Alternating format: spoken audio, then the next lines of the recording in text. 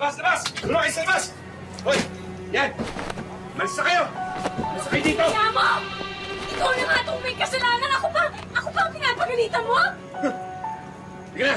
Nay! Malis kayo! Nay! Ano? nangyayari? Yang ama mo ha? Napakawalang yan! Nahuli ko! Yan pa! Kami na ng tatay nyo, kaya lumayas na kayo dito! Talaga ng mukha mo! Mana! Pamamahay ko to, kaya pwede ba umalis na kayo? Alis na! Paano mo nagawa sa akin to, Lourdes? Pinsan kita! Mahina ka kasi, Insan. Wala kang kwenta! Tama na! Sige na! Malis na kayo! Sama-sama kayo doon! Layas! Pasok sa loob! Ilang beses na tayong nakapanood ng kwento kung saan ang bida ay nagpanggap na ibang kasarian para makapaghanap buhay. Pero alam niyo ba na may gumawa nito sa totoong buhay? Gaya ng kwentong aming handog ngayong hapon sa Wish Ko Lang. Isang ina mula Zamboanga del Norte, handa niya raw gawin ang lahat, pati na maging isang lalaki para buhayin ang kanyang mga anak.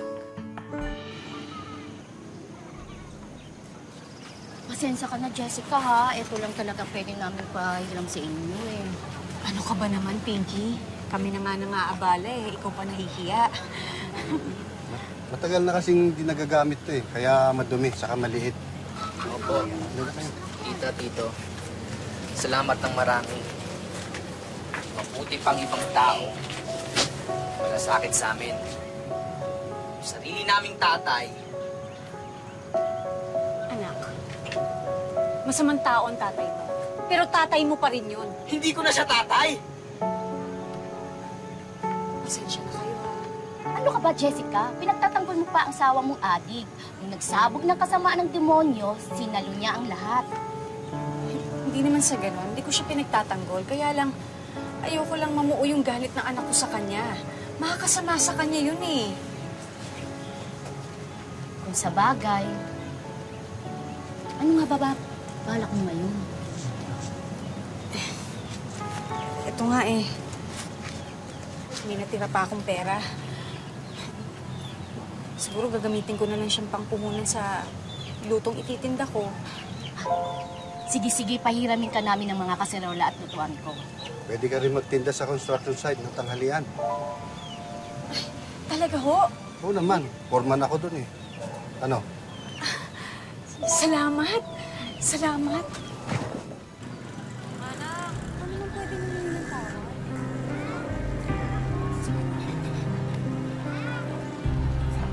Jessica, sinabi ko na kukupitan mo ko. Anong kinukupitan? Pera ko to! Inipon ko to! Inipon? Bakit kanino ba galing inipon mo? Di ba sa akin din? Eh, akin yan. Akin na yan! Akin na! Akin to. Akin yung pera. Huwag kang makulit. Jessica! Jessica!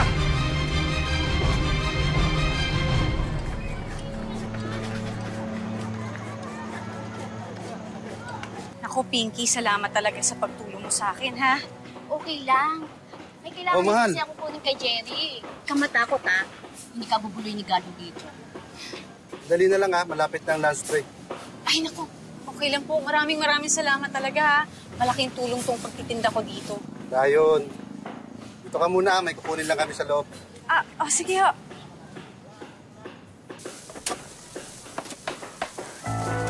Hoy!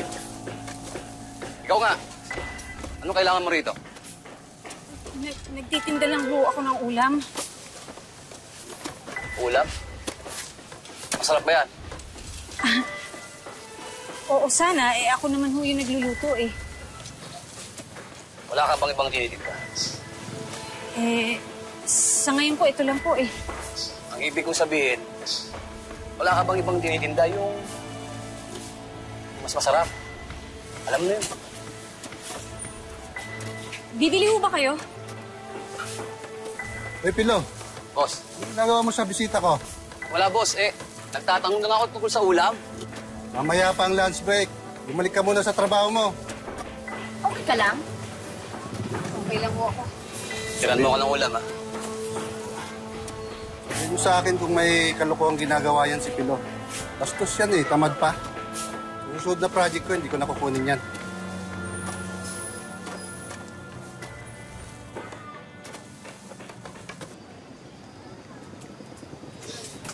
Pasensya na mga anak, ha? Konti na lang ang natira dun sa mga paninda ko. Kung kulang naman yung ulam, pwede naman tayo bumili sa labas kung gusto nyo. Bakit ganyan yung mga mukha nyo, ha? Ano nangyari sa inyo? Ano po kasi, Nay? Bayaran po ng tuition ngayon. Ikaw din ba, Michelle? Nga pala, sabay nga pala yung...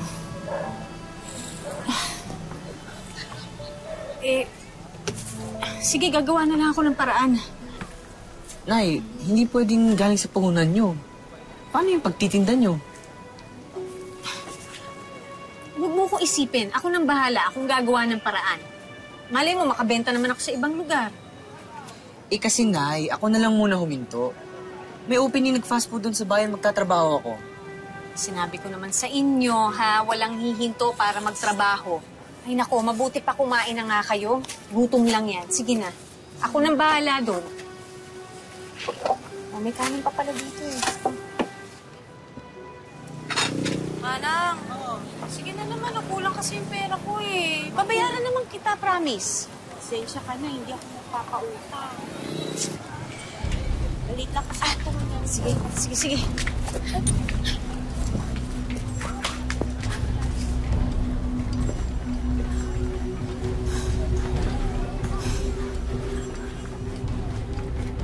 Desperado na si Jessica. Hindi niya alam kung paano masosolusyonan ang kanyang mga problema. Ikaw talaga, Jessica. Ang bigat na nga ng problema mo. Nakakapag-joke ka pa. Hindi ako nagbibiro. Uy, Mahal.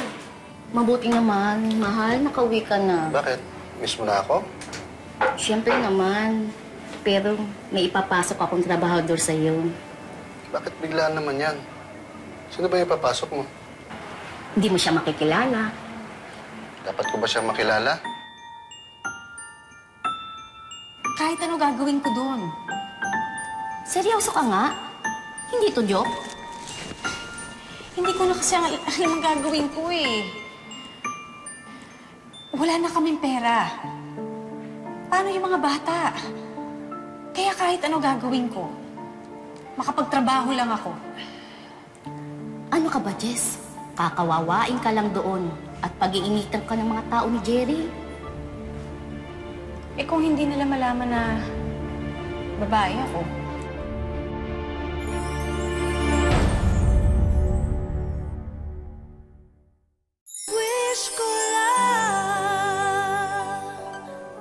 Batid na natin ang nagagawa ng taong desperado.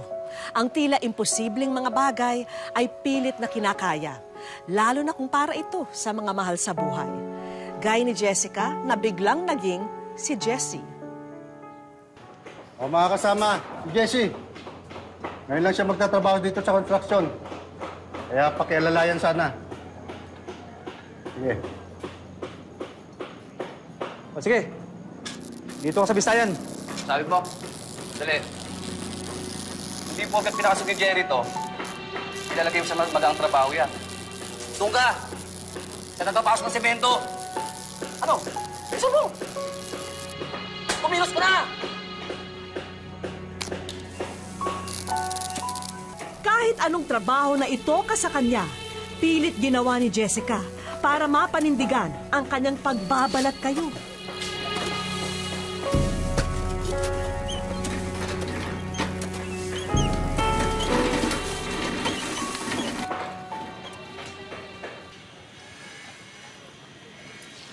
Uy, ang mga niyang ulam mo ah. Luto ni Mrs. Mrs. ko, di mo rin magluto eh. Kaya yun, bibili ko sa labas. Ako din, hindi na kasi bumalik yung nagtitinda dito eh. Yung Jessica ba yun? Bakit? Kami mismo. Oy, tandaan niyo to ha. Sa akin yun. Yung gagalawin yun ha. Sa'yo na? Hirap sa inyo, wala kayong bilig sa akin eh. Alam mo, totoo niyan? Nag-date na kami noon. Pero huwag kayong maingay. Kasi, kaibigan ni Boss Jerry yun. Maniwala naman ako sa'yo. Maniwala kayo sa hindi, totoo yun. Alam mo ba? Ha? Natsasyang ako na yun eh. Ang galing nga umalik eh. Parang parot.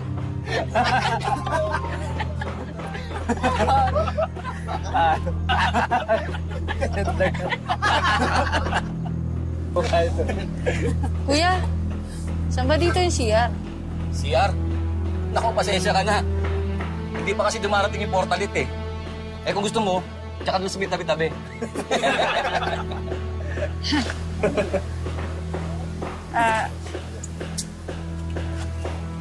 Pader?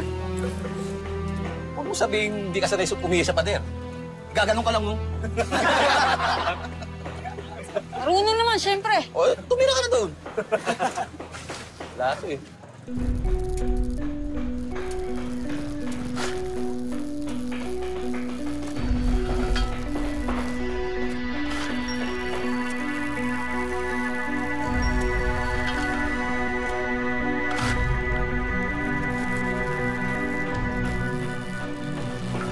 Hoy, Pino! Ako pa ni boss. Hindi na kayo, lang ako. Pagpag mo lang yan din. Talaga, Nay? Nakahanap na po kayo ng bagong trabaho? Ay, oo. Actually, ano siya eh, yung tindera dun sa construction, nangailangan ng katulong. Eh, at least meron na akong trabaho, di ba? Kaya maghapon akong wala. Nay, baka kailangan nila ng katulong. Pwede naman ako. Pwede. Diba? Ako rin. Huwag na, naku, mainit dun. Eh, di ba, Nay, dun yung sa bagong project ni Tito Jerry? Nadadaanan ko po yung pauwi, Nay. Pwede kitang sunduin para sabay na lang tayo. Ay, naku, wag. Ay, hindi ko sabihin, wag na lang, kasi baka magkasalisi tayo. O kaya, mas mainam na yung umuwi ka na lang ng diretso dito sa bahay. Okay? Kasi, mababantayan mo sila, di ba? Sige na, Hindi kita kumain ka kailangan na. bantayan. Lalo na to.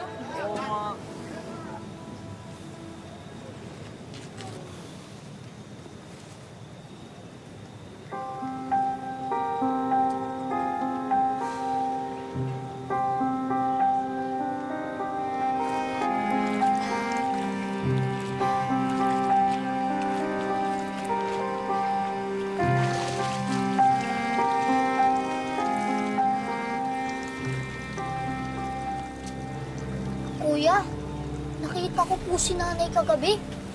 Naglalaba po siya ng t-shirt ng lalaki. Ha? Sigurado ka? Bakit naman magkakaroon ng t-shirt ng lalaki si Nanay? Kaya Tsaka, paano mo nalaman na t-shirt ng lalaki yon ha? Ay nako, yaan nyo na. Baka nanguwa lang na nabada si Nanay sa construction. Isang piraso lang. Oo. Tapos, bakit gabing-gabi niya pa nilabahan? Hindi kaya...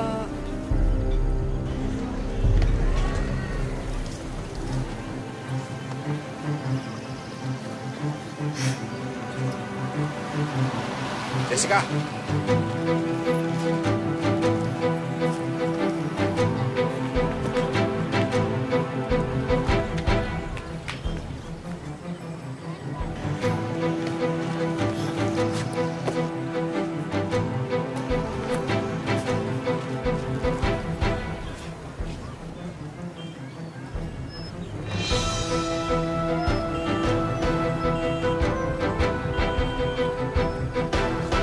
Pare, nakita ka bang babaeng dumaan dito?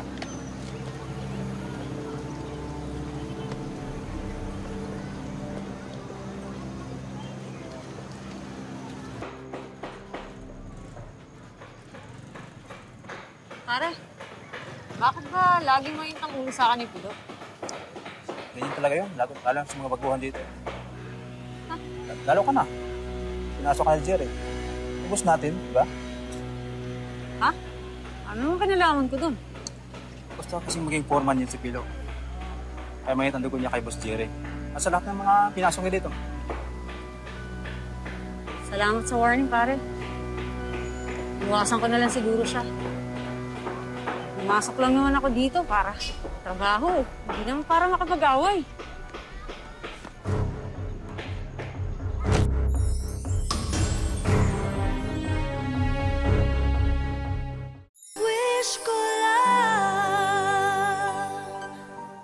Mahirap mang paniwalaan, nakapasok si Jessica sa construction at walang nakahalata na isa siyang babae. Ngunit hindi rito natatapos ang kanyang paghihirap. Ang totoo, yun pa lang ang simula ng kanyang kalbaryo.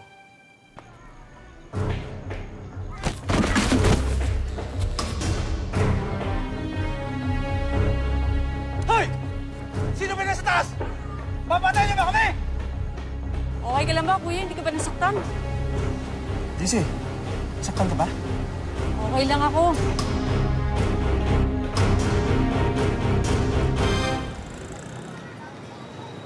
O ano? Ano mo na? Sige ba? Dalawang bote lang. Dalawang bote lang? Oh, Jesse, sama ka. Susunod na lang ho ako. Hihintay din ako ng pamilya ko sa bahay. Wow, ngayon na lang ulit tayo makakatikim nito, Nay, ah. Eh, nailingguhan po pala yung sweldo niyo. Sa gusto ng boss ko na lingguhan, ano ba magagawa ko? Nay, wala po ba kayong pasok bukas? Bukas. Wala kasing construction bukas kaya wala din akong pasok. Wala kayong lakad.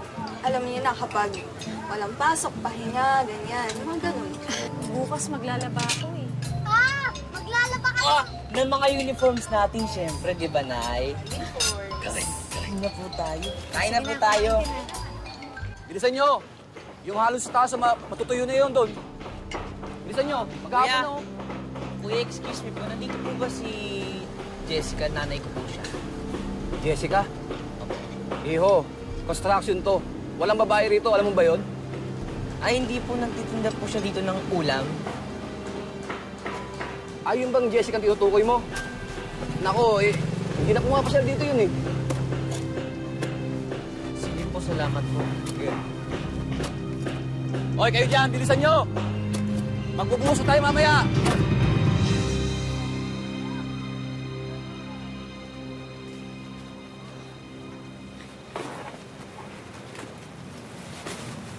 Kumusta naman kayo? Kumusta yung eskwela?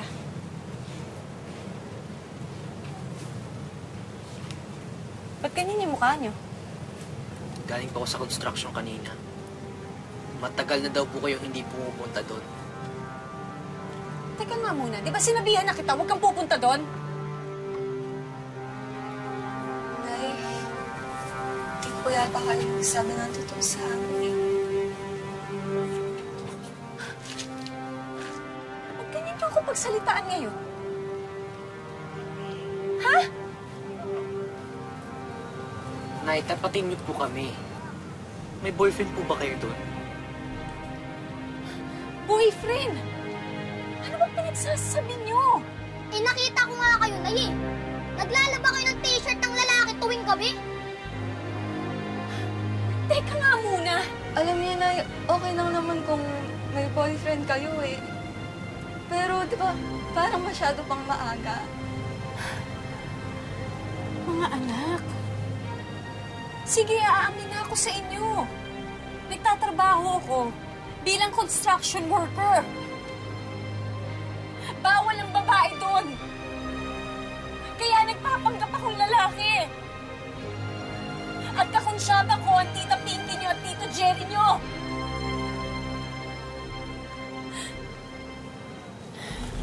Ay, puro paltos po yung kamay niyo.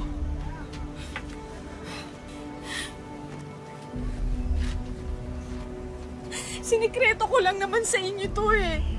Kasi alam ko hindi niyo ako papayagan. Pero anong pakakain ko sa inyo?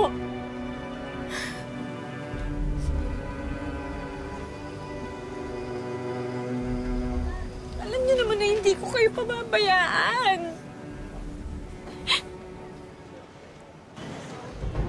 Hindi alam ni Jessica na matagal na siyang minamanmanan ni Gardo.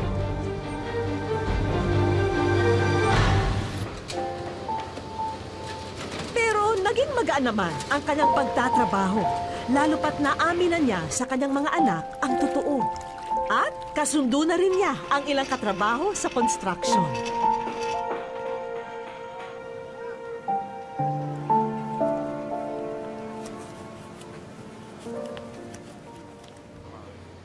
Pero tila may hangganan pala ito. Bakit? Suspect sa nangyari nakawan dito kagabi. Anong nakawan? Ano nangyari yun? Paano nangyari? Ako ang nagsabi sa kanila na ikaw ang nagnakaw dito. Sige na. Miss Jerry, hindi ako magnanakaw. Alam niyo yan. Alam mo, may sinasabi si Milo. Narinig ko may kausap ka. Tinatanong kung kailan kayo papasok dito, di ba? Hindi ako sinungaling. Hindi ka lang magnanakaw, sinungaling ka pa. Kasalanan ko, Jerry. Papasok ka na magnanakaw dito, eh. Anyway, may CCTV footage naman tayo. Boss, ang CCTV.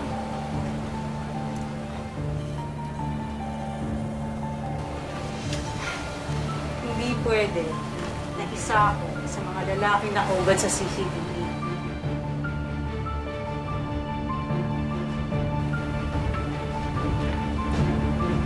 Oh. Babae ho ako.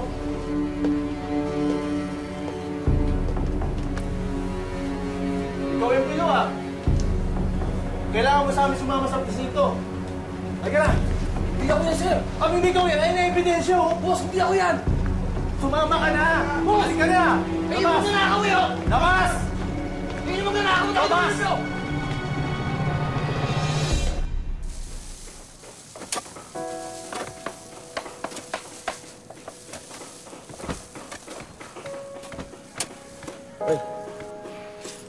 Jesse. Sorry sa inyong lahat, ha. Alam ko, galit kayo sa akin. Kasi nagsinungaling ako. Kaya ako lang naman ginagawa to para sa pamilya ko, eh. Okay ka katrabaho, Jesse. Bilib ako sa'yo. Salamat. Okay naman pala sa kanila eh. Hindi mo na kailangang umalis. Jerry, sorry, ha. Nangako din ako sa mga anak ko na kapag nakaipon na ako dito, para sa ipupuhunan ko sa pagtitinda, titigil na rin ako. Jessica! Akala mo, hindi ko matutuntun kung saan ka nagtatatago, ha? Sino to? Asawa ni Jessica. Yung nanggugulpi sa kanya, saka sa mga anak niya. Jessica, pasok ka na. Kami na bahala rito. Jessica, sandali. Wala ako atras. Pasok na, sir. Jessica, pasok muna tayo. Dito. Malis ka Magugulo na. ka dito, sir, eh. Malis ka na.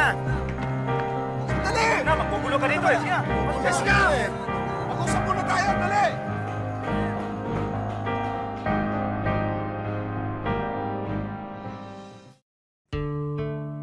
Dito sa Barangay Linabo, Dapitan, Zamboanga del Norte namin natuntun si Jessica.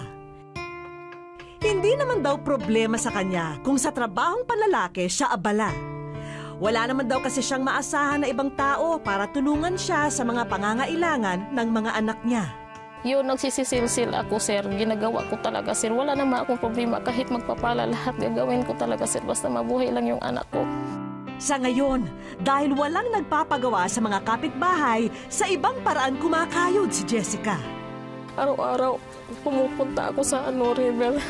Pag sumisisid ako, mangunguha ng talaba.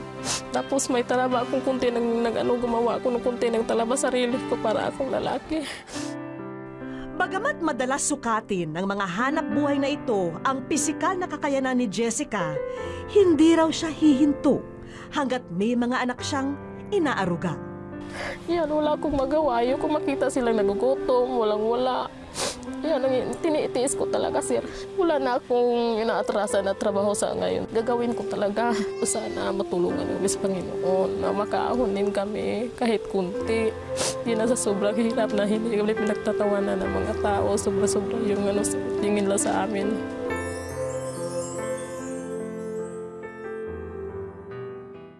Wish ko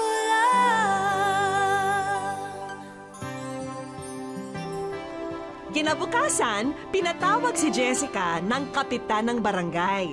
Ipalilinis daw kasi niya ang isang bahagi ng barangay hall. Kapitan, may hapon, kapitan. Hapon? Oh, may hapon. Dahil mo trabaho ron listas. Sige, kapitan.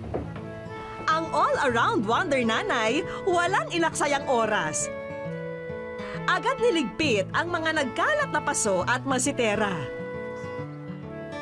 Walang kaalam-alam si Jessica sa sorpresang unti-unting bumubungad sa kanya. Kulang. Kulang. Kulang. Ay, wish ko lang. Maraming salamat po, sir. Hindi ko akalain na talaga dumating ang biyaya ko galing sa inyo. Masayang-masaya talaga ako, sir. Hindi ko ma-explain ang sarili kung gaano kasaya ko sa araw na ito. Sobra-sobra talaga. Isa rin daw sa madalas na sideline ni Jessica ang pananahi at pagre-repair ng mga damit ng kapitbahay. Ang problema lang, wala talaga akong makina, sir. Doon lang ako pumunta sa namin kapitbahay. Tapos natatahi ako kahit ano lang din, sir. Minsan nagtatahi ako ng gown. Simula ngayon, hindi ka na manghihiram sa kapitbahay ng makina. Ala ka, sir. Maraming salamat po, sir. Naku po. Akala ko sir, hindi po ako maka-explain ganun talaga yung binibigay niyo sa akin. Si Jessica na ang may-ari ng bagong sewing machine na ito. Masayang-masaya po, sir.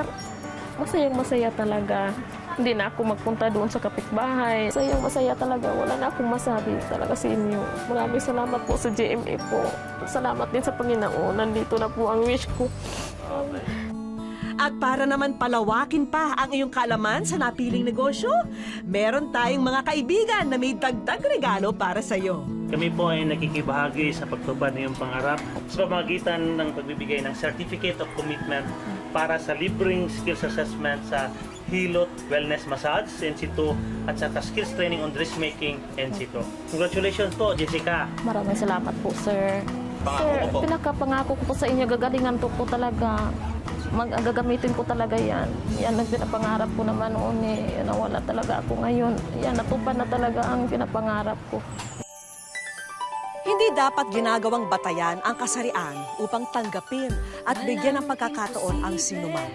Sa kwento ni Jessica, napatunayan niya na sipag, pagsisikap at integridad ang tamang batayan sa pagpili ng isang manggagawa. Salamat po sa inyong patuloy na pagsubaybay sa aming mga kapuso. Hanggang sa muli, ako po si Vicky Morales at ito po ang Wish Ko Lang.